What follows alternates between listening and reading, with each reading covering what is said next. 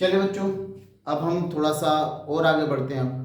देखिए, आज हम पढ़ रहे हैं interval as the subset of R, यानी interval as the subset of real number, यानी रियल नंबर में इंटरवल कितने टाइप के होते हैं। Number one, suppose A and B are two real number, यानी A B belongs to R. इसका मतलब है A and B are two real number.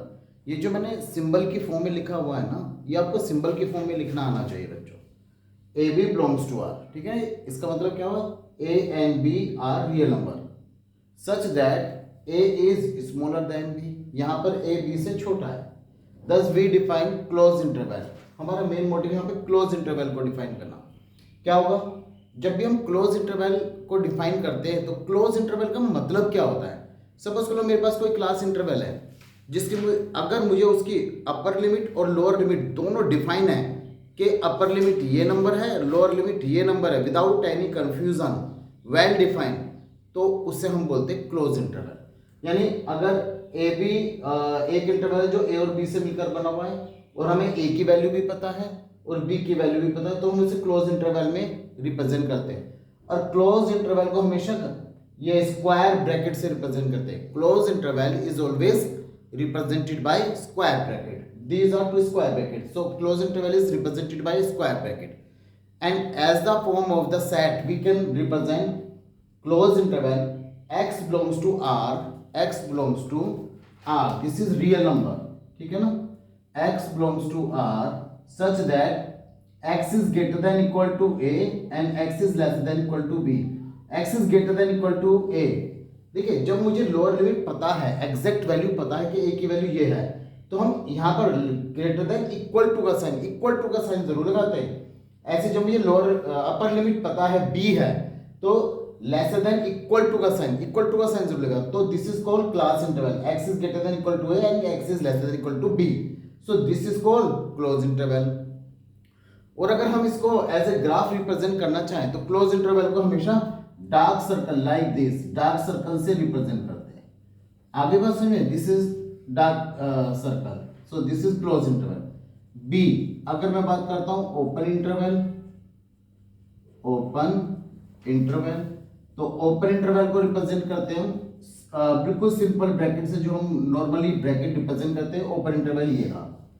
और अगर मैं इसको एज ए सेट रिप्रेजेंट करना चाहूं तो कैसे लिखूंगा, x belongs to r, यानी x is a real number such that x is greater than a and lesser than b, यानी x a से बड़ा है और b से छोटा है। इसका मतलब क्या है, ओपन इंटरवल का मतलब मुझे अपर लिमिट और लोअर लिमिट मुझे वो है ना डिफाइन नहीं होंगे, it should not be well defined. यानी ना तो मुझे लोअर लिमिट पता है x is greater than a, but how much we don't know, x is smaller than b, how much we don't no.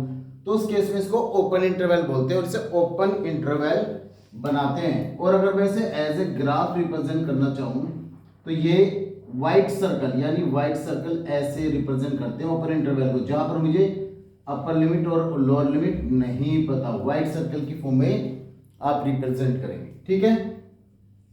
अब जैसे हाफ ओपन इंटरवल है, left hand half open interval, अगर मैं अगले इसकी बात करूं, right half open interval, right half open interval, open interval, right half open interval. तो अगर मैं राइट हाफ ओपन इंटरवल की बात करता हूं तो उस केस में, यानी राइट हाफ ओपन इंटरवल, यानी राइट साइड वाला आधा ओपन आधा close. Right half open interval को कैसे रिप्रेजेंट करेंगे, यानी इसका मतलब लेफ्ट हाफ यानी ए, जहां पर ए है वो मुझे वैल्यू पता है, तो देखो यहाँ पे close interval, right half B, यहाँ पर मुझे नहीं पता तो यहाँ पर नॉर्मल ब्रैकेट बनेगा जैसे ओपन इंटरवल में बनाते हैं। तो only this is called right half open interval. और अगर एज ए सेट अगर मैं इसे रिप्रेजेंट करना चाहूं तो कैसे करूंगा, x belongs to real number and x is greater than, क्योंकि मुझे लोअर लिमिट पता है यहां से क्लोज है तो यहाँ पे इक्वल टू का साइन आएगा, और लेकिन मुझे इसकी अपर लिमिट नहीं पता, यहां से ओपन रहेगा यानी b, ये राइट हाफ ओपन इंटरवल कहलाता है। और अगर मुझे इसका ग्राफ बनाना पड़े तो ग्राफ कैसे, क्योंकि मुझे ये लोअर लिमिट तो इसकी पता है, तो यहां पर आएगा dark circle A, dark circle हो गया। लेकिन मुझे इसकी अपर लिमिट नहीं पता, यहां पर ओपन इंटरवल बी, तो right half open interval S लिखेंगे। Last one D, left half open interval, left half open interval, open interval, left half open interval. तो इसे कैसे लिखेंगे, इस बार लेफ्ट साइड से ओपन है और राइट साइड से क्लोज है, लेफ्ट हाफ ओपन इंटरवल। तो इसे कैसे रिप्रेजेंट करेंगे, तो x belongs to real number such that x is greater than a but lesser than equal to b। x left hand side से ओपन है but right hand side से ये close है, क्योंकि हमें राइट हैंड साइड पता है, इसमें लेफ्ट हैंड साइड पता थी, राइट नहीं पता थी, इसमें राइट पता है, लेफ्ट नहीं पता। अगर मुझे इसको एज ए ग्राफ रिप्रेजेंट करना पड़े तो इधर से तो हो जाएगा व्हाइट सर्कल और इधर से हो जाएगा हमारे पास डार्क सर्कल। तो ये हो गया ए, ये हो गया बी। तो इस तरह से हमने सारे सर्कल को यहां पर रिप्रेजेंट कर दिया, ठीक है। चलिए अब एक चीज और लेते हैं हम यहां पर, length of an interval, length of an interval. अच्छा बच्चों, लेंथ ऑफ एन इंटरवल का मतलब क्या, देखिए चाहे इसमें कोई भी ग्राफ हो, इसमें चाहे क्लोज इंटरवल हो, ओपन इंटरवल हो, राइट हाफ ओपन हो या लेफ्ट हाफ ओपन हो, हमेशा अगर आपको किसी भी इंटरवल की लेंथ निकालनी है तो upper limit minus lower limit से आपको काम करना पड़ेगा, upper limit minus lower limit, ठीक है। The length of each interval, the length of each interval, each interval कौन कौन से इंटरवल, चाहे तो वो क्लोज ब्रैकेट ए बी हो, चाहे तो वो ओपन ब्रैकेट ए बी हो, चाहे तो वो राइट हाफ ओपन हो, चाहे तो वो लेफ्ट हाफ ओपन हो, तो सबका class interval upper limit minus lower limit, upper limit में से लोअर लिमिट को आप माइनस कर देंगे। मेरे ख्याल में आपको ये बात समझ में आ गई होगी, ठीक है। अब जैसे कि कुछ नंबर है हम यहाँ पर ले लेते हैं समझाने के लिए, -2,3 क्लोज इंटरवल, हमने यहाँ पर लिया दूसरा -2,3, हमने यहाँ पर लिया तीसरा -2,3, हमने चौथा लिया -2,3। ये मैंने 4 इंटरवल यहाँ पर ले लिए। तो अब इन्हें लिखेंगे कैसे, देखिए लिखेंगे x belongs to real number such that x is greater than equal, देखिए यहां से क्लोज इंटरवल है, greater than equal to, close interval है तो इक्वल टू का साइन 0 आएगा, लेसर देन इक्वल टू 3, ठीक है जी। सेकंड पे आइए, x belongs to real number, तो such that x is greater than, देखिए यहां पर ये दोनों तरफ से ओपन है, -2 और लेसर देन 3। अगर मैं थर्ड की बात करूं, x belongs to real number, x is greater than -2 and lesser than 3, और x belongs to real number, यहां से देखिए लेफ्ट हैंड ओपन है, राइट हैंड क्लोज है, यहां पर अच्छा यहां से देखिए यहां से लेफ्ट हैंड क्लोज था, राइट हैंड ओपन था, ठीक है। तो यहां पर लेफ्ट हैंड ओपन है, लेफ्ट हैंड ओपन है और राइट हैंड क्लोज है। तो इस तरह से हम अपने क्लास इंटरवल को रिप्रेजेंट करेंगे। बच्चों ये पता होना बहुत जरूरी है, अब आप क्लास 11th में आ गए। चले बढ़ते हैं थोड़ा सा और आगे। Now dear student, we have another question, let a and b be two sets, then prove that a is equal to b such that a is the subset of b, b is the subset of a। ये एक अच्छा question है जो exam में अक्सर पूछ रहे जाते हैं, ये आपको आना चाहिए। चलिए हम लेते हैं late set a is equal to set b, then by the definition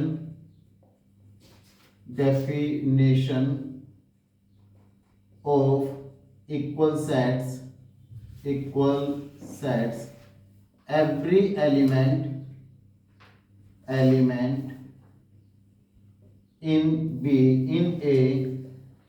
in a is the element of b, and every element every element of B is the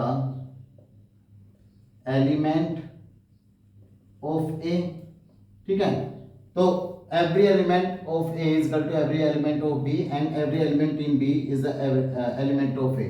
Therefore A is the subset, क्योंकि A का हर एक element B में है और मैंने आपको definition of subset बताई थी, जब A का हर एक एलिमेंट B में होगा तो A will be the subset of B and as well B is the subset of A, क्योंकि A का हर एक एलिमेंट B में है तो A is the subset of B and B का हर एक एलिमेंट A में है तो B is also subset of A.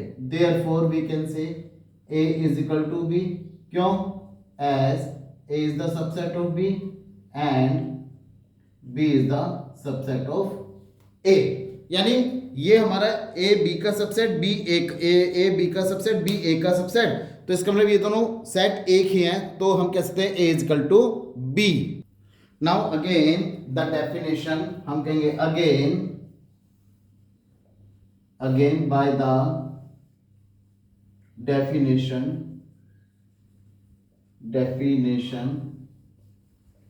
of equal sets, definition of subset, every element of A, every element of A are the element of B and every element of B are the element of A. Therefore A is the subset of B and B is the subset of A. ठीक है। Consequently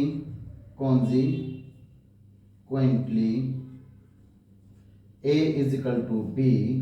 Therefore A is the subset of B and B is the subset of A. A is the subset of B and B is the subset of A. Hence A is equal to B. तो इस तरह से हमने prove कर दिया A and B be two sets, then prove that A is equal to B. जब ये चीज हमें दिया है, so hence we have proved this. चलो come to the next. Now dear student, we have this question. A is equal to set A given है जिसके element है 1 2 3 4 5. सबसे पहले तो अपने क्वेश्चन का आंसर देने के लिए हम इसके एलिमेंट लिख लेते हैं. Element of set A. Set ए के एलिमेंट देखो, एक तो मेरे पास 1 है, एक 2 है इस टाइप से कर्सिव ब्रैकेट, 3 है, 3 4 है कर्सिव ब्रैकेट एंड 5 है. ये एलिमेंट है. और मैंने कल आपको ये सिखाया था, अगर कोई एलिमेंट होता है किसी भी सेट का, वो उसको बिलोंग्स करता है, यानी बिलोंग्स टू का साइन लगाते हैं इसलिए, यानी 1 आएगा तो बिलोंग्स टू का साइन, ये 2 आएगा तो भी बिलोंग्स टू का साइन, ठीक है ना, ए. और अगर 3 4 आता है यहाँ पर भी बिलोंग्स टू का साइन आएगा, और 5 अगर आता है यहाँ पर भी बिलोंग्स टू का साइन आएगा. अगर मान लो जैसे 1 है तो इसका एक सबसेट ये भी तो बनेगा. सबसेट अगर मान लो कर्सिव ब्रैकेट के साथ 1 लिखा होता है, this is the subset of A. यहां पर देखिए, अब ये तो मेरा एलिमेंट है इसलिए बिलोंग्स टू का साइन. अगर मैं इसका सबसेट निकालूं तो लगभग वो ये होगा, तो उस केस में सबसेट का साइन लेगा. यहां पर भी अगर मुझे सबसेट निकालना पड़े तो मुझे डबल कर्सिव ब्रैकेट लगाना पड़ेगा सबसेट के लिए, ये हो गया. और ऐसे ही सबसेट के लिए 5 मैंने डाल दिया और यहां पे सबसेट का साइन आ गया. चलिए, मेरे दिमाग में ये चीज क्लियर हो गई. तो सबसे पहला क्वेश्चन, 2 बिलोंग्स टू ए, लेकिन मेरा एलिमेंट 2 नहीं है, मेरा एलिमेंट तो है कर्सिव ब्रैकेट विद 2. तो दिस इज फॉल्स स्टेटमेंट, ठीक है ना, फॉल्स स्टेटमेंट. ये स्टेटमेंट फॉल्स है. बिलोंग्स टू का साइन चाहिए तो करेक्ट स्टेटमेंट होगी, करेक्ट स्टेटमेंट होगी. क्या होगी करेक्ट स्टेटमेंट? के कर्सिव ब्रैकेट के साथ ये बिलोंग्स टू का साइन आएगा, ठीक है ना. This is wrong, this is correct. चलिए अब वो कह रहा है कि ये इसका सबसेट है, लेकिन अगर मैं देखूं सबसेट के आगे दो कर्सिव ब्रैकेट आएंगे तो this is also false statement. False statement. Correct statement क्या होगी कर्सिव ब्रैकेट के साथ? ये होगी करेक्ट स्टेटमेंट। ठीक है ना, दिस इज करेक्ट स्टेटमेंट। ठीक। थर्ड वन 1 and 2, यानी अगर मैं देखूं 1 कहां गया 1 और इसके साथ ये 2 है। देखिए वो कह रहे इसका सबसेट है, नहीं ये इसका सबसेट नहीं है, तो ये भी फॉल्स स्टेटमेंट है। करेक्ट स्टेटमेंट क्या होगी? 1 होगा, इसके साथ ये हमारा एक सेट है और एक एलिमेंट आ जाएगा।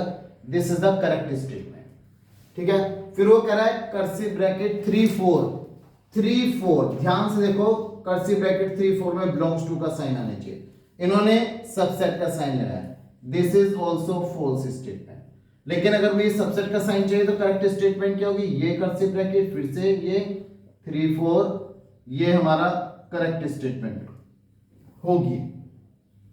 यहां पर देखिए 1 5 1 और कॉमा, देखिए ये दोनों एलिमेंट है, 1 भी एलिमेंट है 5 भी एलिमेंट है। इसका मतलब 1 5 इसका सबसेट रहा होगा, एक सेट जरूर बनेगा। तो 1 ये है ट्रू स्टेटमेंट। ठीक, ये तो ट्रू है, तो इसे गलत करने कोई सवाल नहीं होगा।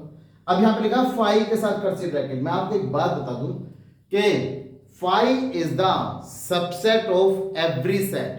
इसके लिए एक चीज ध्यान रखना, मैंने कल आपको बताया था कि empty set is the subset of every set. Empty set is the subset of every set. लेकिन एम्प्टी सेट को रिप्रेजेंट कर्सिव ब्रैकेट के साथ नहीं करते हैं। एम्प्टी सेट को नॉर्मली हम ऐसे ही रिप्रेजेंट करते हैं 5, योग्य 5 इज द सबसेट ऑफ ए, ना कि ये। तो ये हमारी फॉल्स स्टेटमेंट हो गई। तो करेक्ट स्टेटमेंट क्या हुई?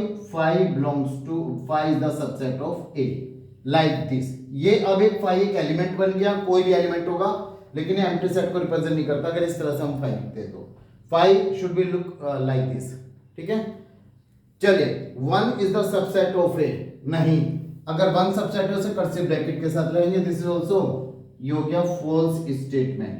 तो करेक्ट स्टेटमेंट क्या? Like this is the subset of A, ये करेक्ट स्टेटमेंट है।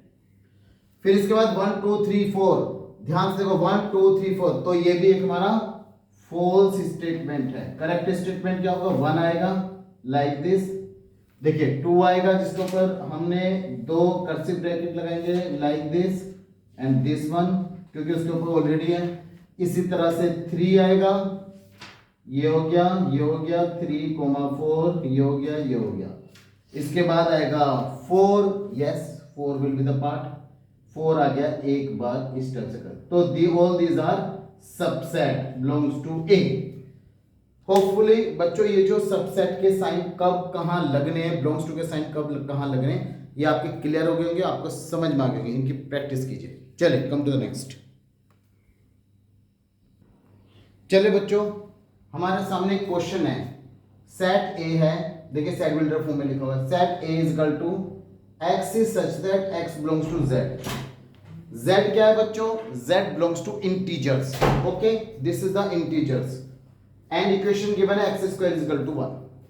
बी क्या है? X is such that X belongs to N, N का मतलब natural number, and X square is equal to 1।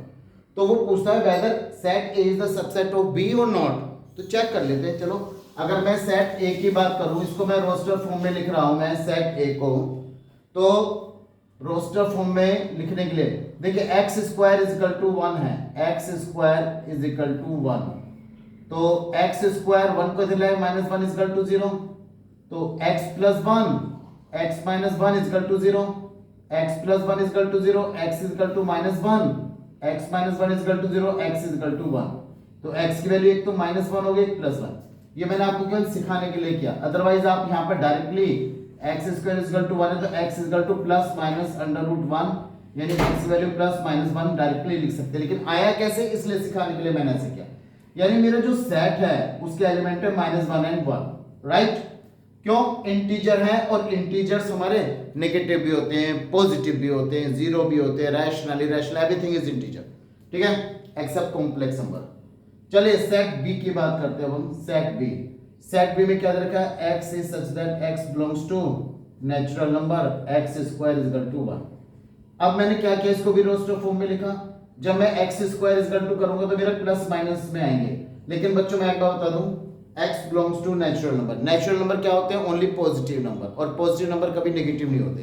तो इसका मतलब सेट बी के जो एलिमेंट है वो केवल एक है, 1। हालांकि इसके दो आंसर जरूर निकल रहे हैं, but it has only one answer, that is 1। तो इसका मतलब ए के अंदर एलिमेंट है -1 एंड 1, और ए बी में एलिमेंट है ओनली 1। तो इसका मतलब बी सेट छोटा है then compare to A set. B के सारे एलिमेंट ए में तो हैं, लेकिन ए के सारे एलिमेंट बी में नहीं है। तो हम कह सकते हैं A is not the subset of B. So we can say whether A is the subset of B, हम लिखेंगे no, A is not the subset of B. Come to the next. बच्चों इसके बाद हम जो पार्ट शुरू कर रहे हैं वो पार्ट है ऑपरेशन ऑन द सेट्स, ठीक है, यूनियन इंटरसेक्शन, वो हम अगली क्लास में करेंगे, ठीक है। चलिए